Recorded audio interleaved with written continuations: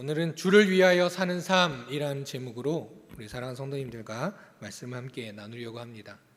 우리가 한 번쯤은 또 한 번, 두 번, 세 번 많이 들어본 이야기인 것 같은데 사실 안양에서 태어나서 수도권에서 살고 있는 저로서는 잘 공감되지 않는 한 예화가 하나 있습니다.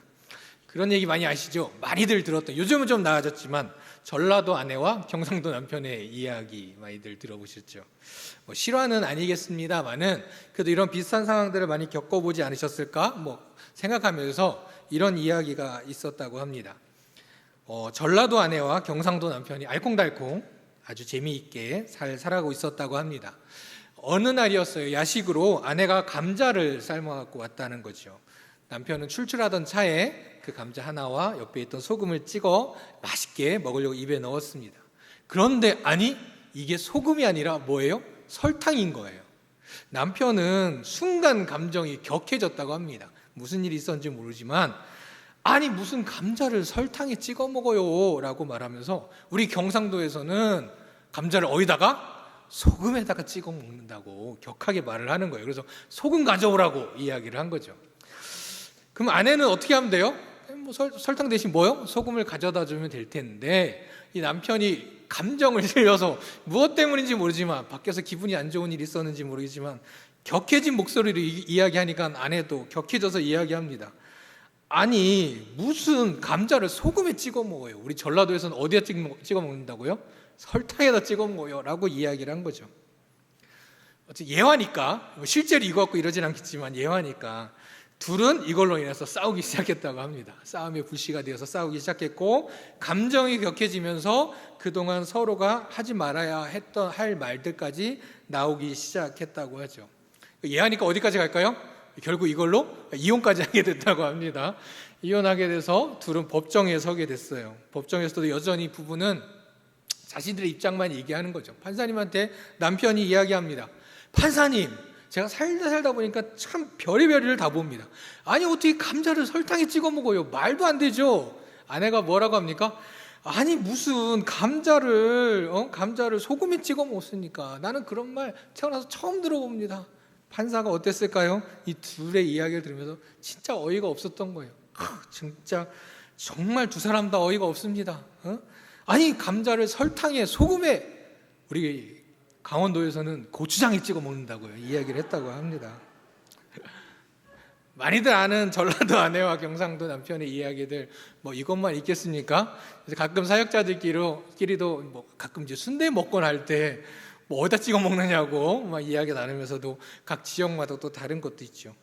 어쨌든 비슷한 경험들, 그런 경험들이 여러분 있지 않습니까? 간혹 해도 좋고 안 해도 좋고 별로 대수롭지도 않은 일, 무엇이 옳고 그른 것이 아니라 그냥 이렇게 해도 좋고 저렇게 해도 되는 일임에도 불구하고 때로는 우리는 그런 거에 매달릴 때가 있다는 겁니다.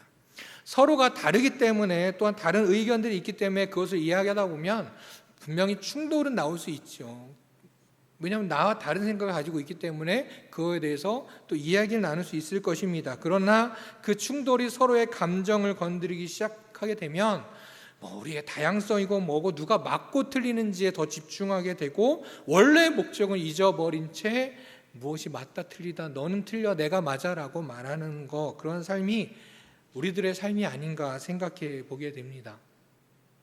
보다 보니 기독교 경험 한 번쯤은 들어보셨을 텐데요. 본질적인 것에는 일치를, 비본질적인 것에는 자유를, 그리고 모든 것엔 사랑을이라고 외쳤던 우리의 믿음의 선배들이 있습니다.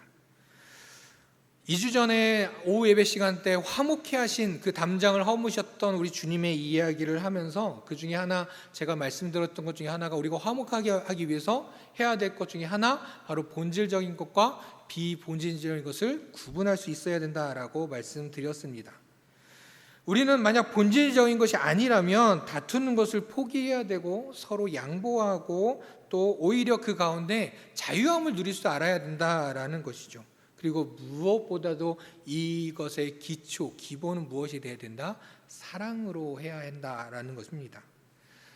바로 이러한 문제 앞에, 이러한 문제 속에 있는 로마 교회를 바라보며 사도 바울은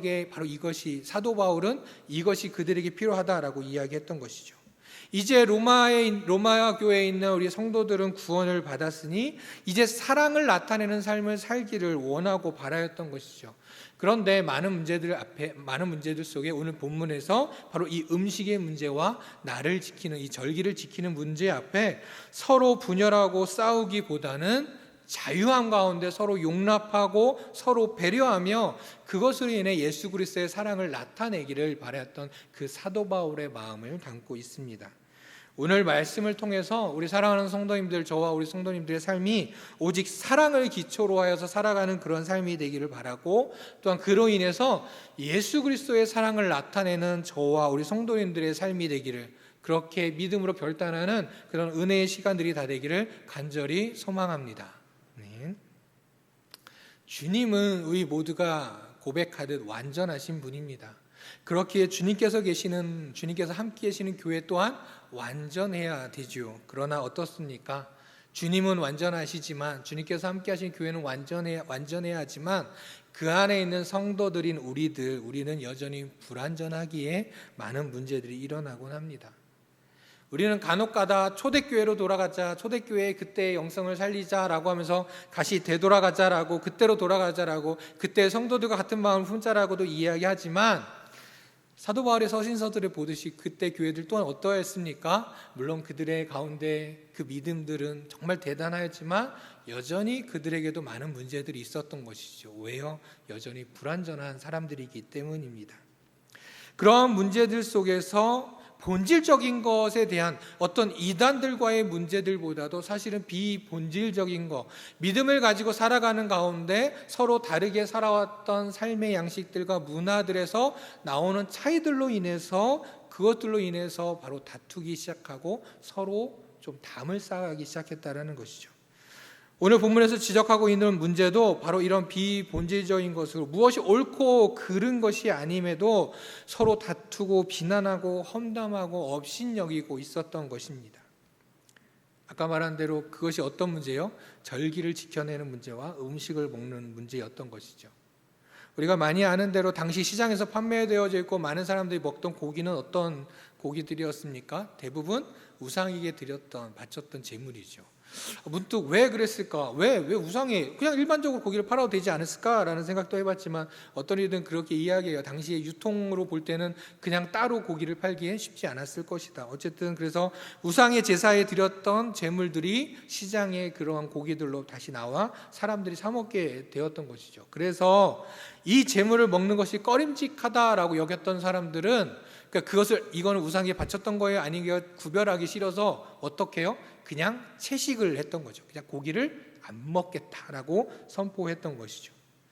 반면에 사도 바울이 전하였던 것처럼 이러한 문제에 있어서 어떤 구애함 없이, 구애받지 않고 자유롭게 음식을 취하면서 그냥 이 고기도 그냥 먹으면서 신앙생활을 하던 사람들도 있었던 것이죠. 그때 에베소 교회 사람들에 대해서 이야기했던 것처럼 이 로마 교회도 이렇게 다양한 사람들이 함께 그 공동체 안에 있었던 겁니다. 그런데 사람들이 이렇게 다른 생각으로 다른 행동을 하면서 사는 것까지는 좋은데, 문제는 뭐예요? 서로의 행동들을 보면서 이해하려 하지 않고 인정하려 하지 않고 어떻게 해요? 비판하고 비난하려 하고 업신여기려 하고 있었던 것이죠. 믿음이 연약한 자들을 업신여기고 비판하는가 하면, 반대로 믿음이 연약한 자들은 행위를 바라보며 판단하고 정죄하려고 했던 그들의 모습들이 있었던 것입니다. 이러한 갈등은 바로 비본질적인 문제 앞에서 서로 정죄하고 서로 받아들이지 않게 되다 보니, 하나가 되기를 원하시는 그 담을 허무셨던 그 하나님, 그 예수님의 마음과는 전혀 다른 그 마음이 담겨진 공동체가 되어져 있었던 것이죠. 우리들의 삶에서도 이와 비슷한 일들이 참 많습니다. 내 믿음으로 보면 이것이 이렇게 하는 것이 옳은데, 이것이 맞는 것 같은데 왜 저 사람은 이렇게 하지 않지? 라고 생각하면서 저 사람의 행위가 잘못된 것이야 라고 여기는 그런 실수를 할 때도 있다는 것입니다. 때로는 아직 몰라서, 아직은 신앙생활을 한 지 오래되지 않아서 모르고 한 행동임에도 불구하고 그것을 어리석은 것이라 여기며 업신여기려고 했던, 그래서 자신의 행위를 자랑하는 그런 잘못된 행동들을 때로는 우리는 하고 있지 않은지 생각해 보기를 바랍니다. 그러면 나도 모르게, 물론 우리는 그렇게 하지 않고 그렇게 하지 않으려 노력하고 있지만 때로는 나도 모르게 행하는 이런 모습들 속에서 우리는 어떻게 해야 될까? 바로 사도 바울이 로마 교회 성도들을 향하여서 외치고 있는, 선포하고 있는, 권면하고 있는 오늘 말씀을 통해서 우리가 함께 알아보고자 합니다. 우리는 지체를 비판하지 말아야 합니다. 우리 모두 한 공동체임을, 또 우리가 주님 안에 하나의 가족임을, 하나임을 고백하면서 우리의 사랑하는 지체들을 받아주고 그들을 영접해야 한다는 것이죠. 오늘 1절 말씀해 보면 믿음이 연약한 자를 너희가 받되 그의 의견을 어떻게 해요? 비판하지 말라라고 이야기합니다. 사도 바울은 믿음이 연약한 자를 비판하지 말고 받으라, 바로 그를 용납하고 그를 인도하여 그와 함께 하라라고 권면해 주고 있는 것입니다. 자, 믿음이 연약한 자들이란 어떤 자들일까요? 그들은 예수 그리스도를 영접했으나 아직까지는 그 믿음 가운데 생활의 변화가 아직 많이 일어나지 못한 자들일 수도 있습니다. 또는 신앙에 대한 충분한 지식이 아직은 없는 자들이기도 하죠. 그래서 때로는 어떻게 살아가야 될지 삶의 모든 순간순간들 속에서, 공동체 안에서 일어나는 상황들 속에서 어떻게 해야 될지 다 알지는 못하는 그런 사람들입니다. 그렇게 때로는 말씀대로 지키지 못할 때도 있고, 옛 습관들, 자신이 원래 살아왔던 그 행동들을 그대로 그 믿음의 삶 가운데 살아가는 사람들이기도 하는 것이죠. 그래서 이러한 사람들을 향하여 어떻게 하라고 합니까? 그러한 자들을, 그렇게 믿음이 연약한 자들을 받아주어라 라고 이야기합니다. 근데 이것은 단순히 억지로 공동체에 끼워주라는 것도 아닙니다. 그냥 회원의 이름을 우리 공동체 회원의 이름으로만 올려놓고 그 사람이 그냥 우리 공동체에 들어왔어, 그냥 그러든지 말든지 관심을 두지 않고 그냥 두라는 것이 아니라 정말 그 지체를 진심으로 기뻐하며 환영해 주라라고 이야기하는 것이죠. 보통 교회 학교에서 새 친구가 오면 전도한 친구하고 어떻게 하죠? 비역들 하시죠. 이렇게 앞으로 나오게 합니다. 그리고 인사하게 하고 또 축복송 불러주고 또 그 아이를 위해서 기도해 주기도 합니다. 그런데 한 번은 어떤 교회에서는 그렇게 안 한다고 하더라고요. 그렇게 안 하고 그 아이를 그 자리에서 일어나게 하거나 거꾸로 그 아이는 앉아있고 새로운 친구는 앉아있고 기존의 아이들이 일어나서 축복송 해주고 기도해 주는 경우도 있다고 합니다. 그래서 왜 그런가요? 라고 물어봤더니 이야기는 그거예요. 새 친구가 교회에 처음으로 왔는데, 앞에 나왔는데 대부분 어떠냐? 대부분 무관심하다는 거죠, 우리 아이들이. 물론 선생님들은 그 아이를 환영하면서 축복해주고 밝은 표정으로 진짜 환영해라고 말하지만 대부분 아이들은 어때요? 쟤 나랑 상관없는데? 쟤 누구야? 우리 집 근처에도 안 사는데? 멀리 사는데? 관심 없어하며 축복성도 제대로 부르지도 않고 손뼉도 치지 않는다는 거죠. 근데 선생님들은 어때요? 나는 그 아이를, 새로운 친구 아이를 보면서 반갑게 말을 환영해주고 있지만 새로운 친구는 무관심하게 나를 쳐다보거나 아니면 애써 나를 쳐다보지도 않는 그 아이들의 모습을 바라보게 된다는 거죠. 그래서 그 아이를 새로운 친구를 앞에 나오지 않게 하고 자리에 일어서게 하거나 아니면 억지로 다른 친구들 일어나서 새 친구를 바라보게 한다라고 합니다. 선생님들이 그래도 선생님들이 더 반응을 해주시니까 어쨌든 지금까지 유지하고 있죠. 우리는 어떻습니까? 새로운 우리의 성도들이 있을 때 그들이 예배 순서라든지 또 우리 교회 안에 일어나는 많은 공동체 안에 일어나는 일들을 많이 알지 못하는 상황 속에서 때로는 좀 실수 같지 않은 실수를 하기도 하고 때는 본인의 생각에 또 행동을 취하기도 하지요. 근데 그럴 때 간혹 인상을 쓰면서 멀리하라는 마음부터 시작해서 또는 경계한 마음을 갖게 되는 것, 이러한 마음들은 단순히 앞에 이야기했던 교회 학교의 아이들만이 아니라 우리들 안에서도 일어날 수 있는 일이라는 것입니다. 우리들도 새로운 성도나 또는 함께 공동체가 된 지 얼마 되지 않았거나 또는 오래 함께 교회에 있었어도 공동체와 많은 교회 교제들을 하지 않아서 때로는 그로 인해서 생겨날 수 있는 우리들 간의 그 차이점들, 그런 가운데서 어떻게 하라고 하는 거예요? 비판하지 말고, 그것으로 인해 거리 두지 말고, 그것으로 인해 외면하지 말라고 하는 것입니다. 자, 로마 교회 어떤 차이입니까? 우리가 알고 있지만 다시 한번 본다면 2절에서 어떤 사람은 모든 것을 먹을 만한 믿음이 있고 믿음이 연약한 자는 무엇만 먹는다고요? 채소만 먹고 있다고 합니다. 모든 것을 먹는 자와 채소만 먹는 자, 지금으로 말하면 식성의 문제라고 그냥 이 말씀만 보면 그렇게 얘기하는 사람이 또 어디서 있을지도 모르겠지만 그게 아니죠. 앞서 말한 것 같이 우상의 제물을 먹는 것 또한 죄악이다라고 여기는 사람들도 있는 반면 먹는 것이 무슨 관계, 우리의 믿음과 무슨 관계가 있느냐라고 여기면서 자유롭게 먹는 자들이 있는 거죠. 그런데 이 둘 사이에 어떤 일이 벌어지고 있는가? 오늘 3절에 보면 먹는 자는 먹지 않는 자를 업신여기지 말고 먹지 않는 자는 먹는 자를 비판하지 말라. 그렇습니다. 모든 것을 먹는 자, 자유롭게 먹는 자는 먹지 않는 자를 어떻게 한다고요? 업신여기고 있고, 또 그로 인해서 업신여김으로 어때요? 나의 믿음이 훨씬 우월하다, 아직 너는 믿음이 약해서 그런 생각을 하고 있지라고 여긴다라는 것이죠. 그런데 반대로 어때요? 먹지 않는 자들은 어떻습니까? 먹는 자를 비판합니다. 뭐 때문에요? 아니, 네가 지금 이 음식을 자유롭게 먹는 행위가 옳지 않아, 그건 잘못된 것이야 라고 그는 판단해 버린다는 것이에요. 왜요?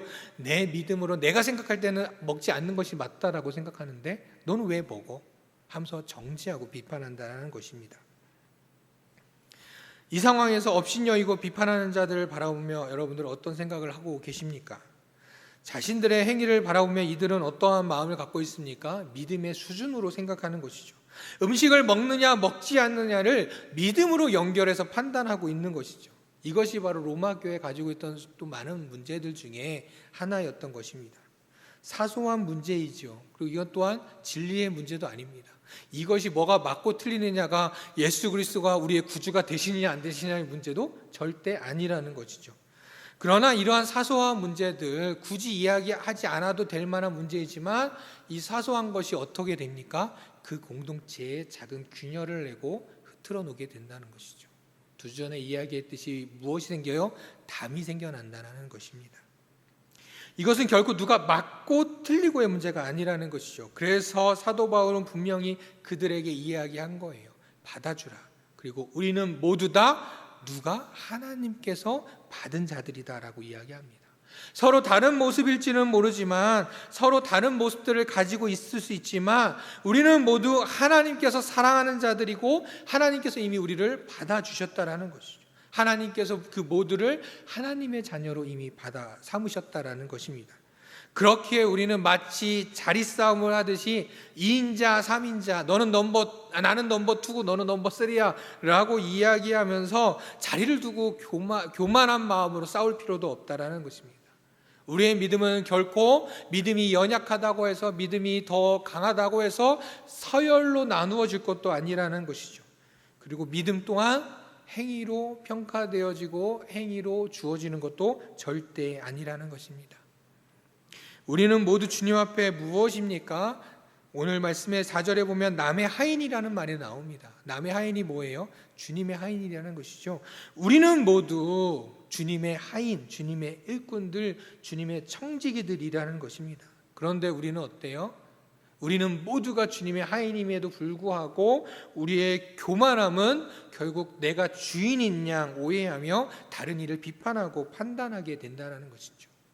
우리는 모두 주님 안에 청지기들이고 일꾼들임에도 불구하고 이 안에서도 내가 저 사람의 주인이야 라고 여기며 저 사람을 일꾼으로 여기려는 그런 교만한 마음들, 주인이 따로 있음에도 내가 주인이 되려고 하고 내 뜻대로 내가 생각하는 대로 끌고 가려는 그런 생각들이, 또한 그것이 어떻게 보면 많은 우리의 삶 속에 아주 작은 것일지 모르지만 바로 그 작은 것들이 우리 공동체 안에 문제가 되어지고 그 공동체의 균열이 되어진다라는 것입니다. 우리 사랑하는 성도 여러분, 사도 바울의 이야기처럼 다른 지체들을 향하여 우리 비판하지 말기 바랍니다. 업신여기는 마음도 생긴다면 다 버리기 바랍니다. 비판하고 업신여기는 순간 내가 인정받고 의로워지는 것이 아니라 어떻게 돼요? 하나님 앞에서 교만한 사람이 된다라는 것이죠. 우리는 하나님 앞에 교만한 마음이 아니라 겸손한 자들로 우리 사랑하는 지체들을 바라보며 찬양의 가사의 고백처럼 내가 주인 삼은 모든 것들은 다 내려놓고 오직 사랑하는 우리 공동체 안의 지체들을 바라보며 서로 아끼고 사랑하는 그런 우리 공동체, 우리 대강교회가 되기를 간절히 소망합니다. 자, 그렇게 우리가 비판하고 업신여기던 것들을 이제 다 버리고, 그리고 또 하나 더 해야 합니다. 무엇이냐? 바로 지체들을 바라보며 배려하는 마음을 가져야 한다는 것이죠. 우리는 모두 주 안에 한 공동체입니다. 즉 공동체라는 것은 무엇입니까? 우리는 주님 안에 함께 하나님 나라를 세워가는 사람들이라는 것이죠. 그래서 우리는 하나님 앞에 함께 동역하며 함께 하나님의 나라를 세우고 하나님의 일들을 해야 한다는 것이죠. 그런데 지체는 넘어뜨리고 나만 하나님의 나라를 세운다면 어떤 의미가 있을까요?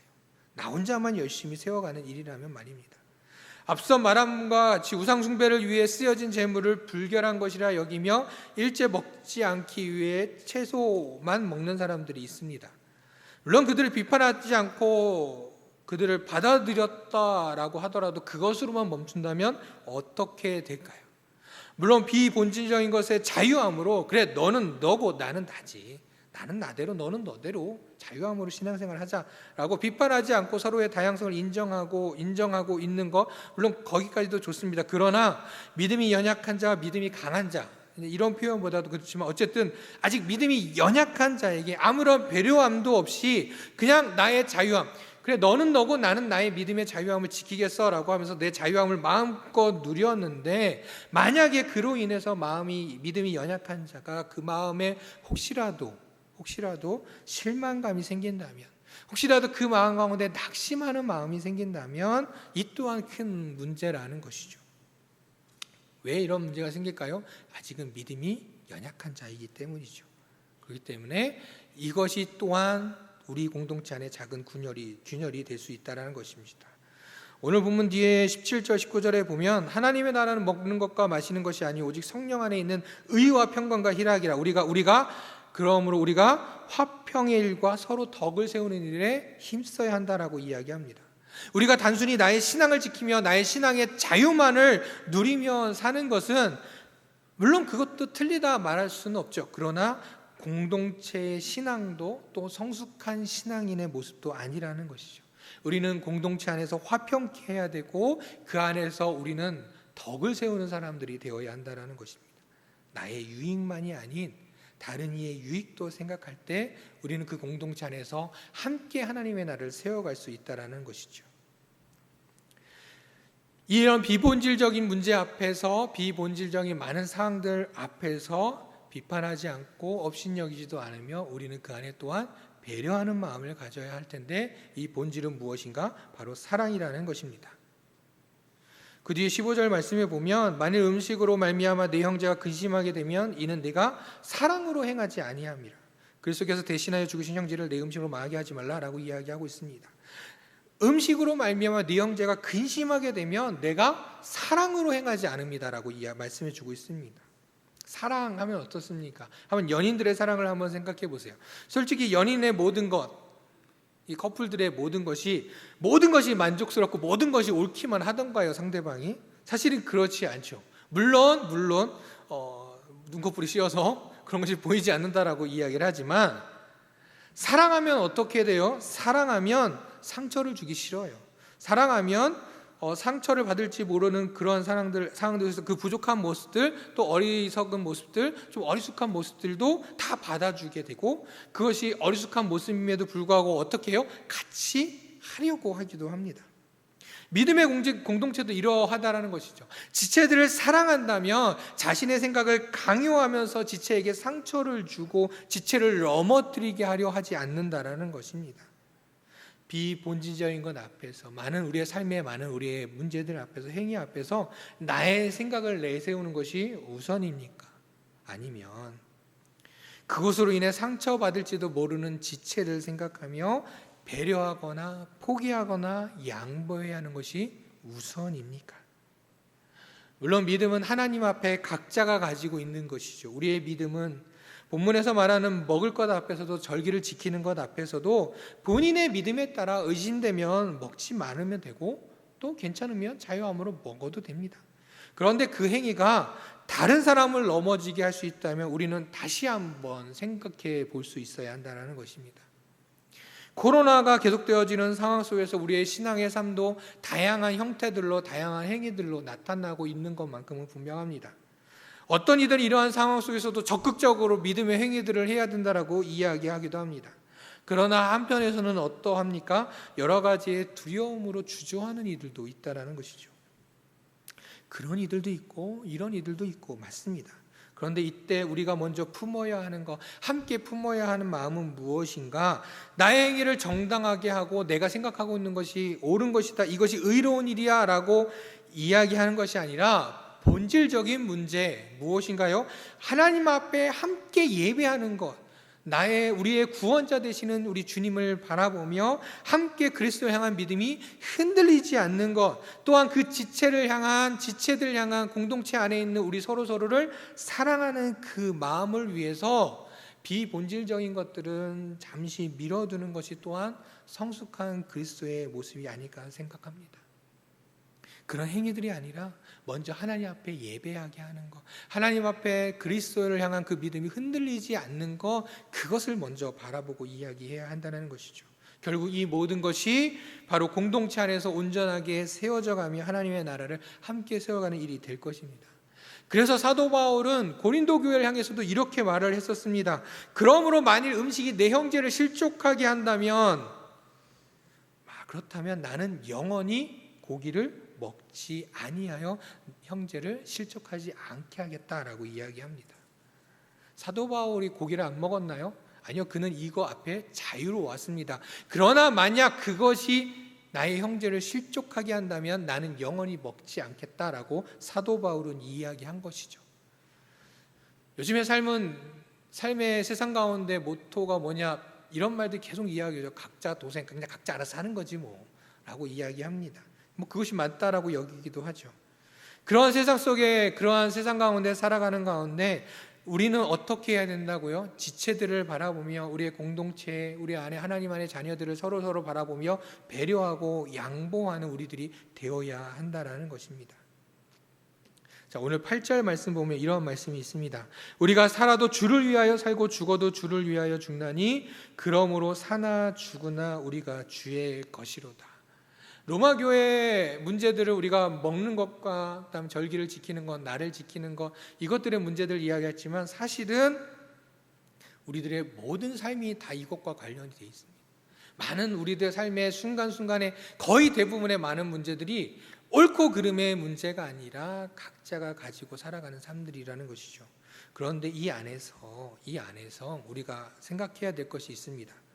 바로 우리가 공동체 안에서 지체를 비판하지 않고 그를 받아주는 것, 또한 지체가 마음 상하지 않도록 배려하는 것, 이것이 나 자신을 위한 것, 내가 좋은 사람이 되기 위한 것, 또는 이 공동체가 잘 자라기 위한 어떤 수칙과 같은 것이 아니라는 것이죠. 왜 우리가 이렇게 해야 되느냐? 이 모든 것이 바로 누구를 위한 삶? 주님을 위한 삶이기 때문입니다. 바로 주님을 위하여 사는 삶. 바로 우리가 그렇게 해야 되는 건 무엇 때문에요? 바로 우리의 삶을 통해 누구를 나타내는 거예요? 내가 아니라 주님을 나타내는 삶이고 주님께서 원하시는 삶이기 때문이라는 것입니다. 로마 교회 성도들이 일어나고 이 문제들 앞에 사도 바울은 성도들이 꼭 기억하기 원했습니다. 그 문제들이 그냥 해결되는 것으로 그치는 것이 아니라 그들이 꼭 기억하기를 원했던 것입니다. 바로 결코 우리는 자신들을 위해 사는 것도 자신들을 위하여 죽는 것도 그것들이 우리의 삶이 아니다.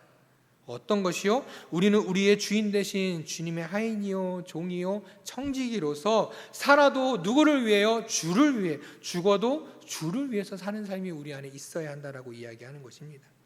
단순한 행위로만 보면 지체를 비판하지 않고 또한 배려하는 것들이 어떤 때는 마치 나를 좀 더 괜찮은 사람을 저 사람은 좀 괜찮은 사람이야 라고 여겨질 수도 있기 때문이죠.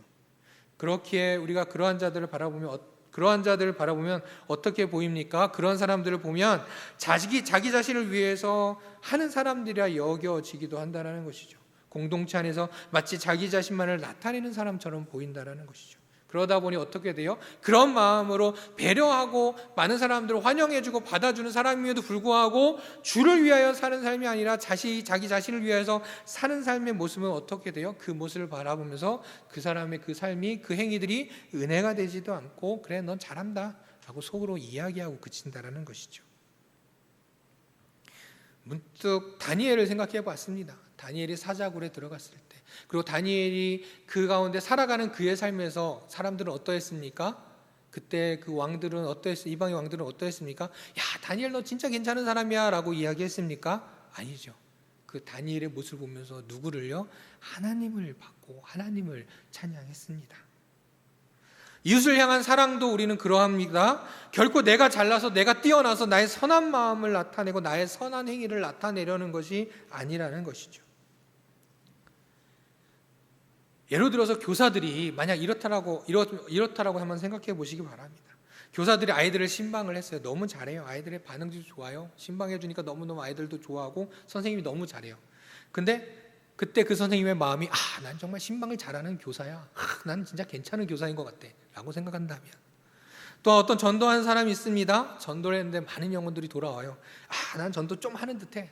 난 이것에 좀 능력이 좀 있는 것 같아 라고 여긴다면 어떠할까요? 그러한 삶은 결코 주를 위한 삶도 주님을 나타낸 삶도 아닐 것입니다.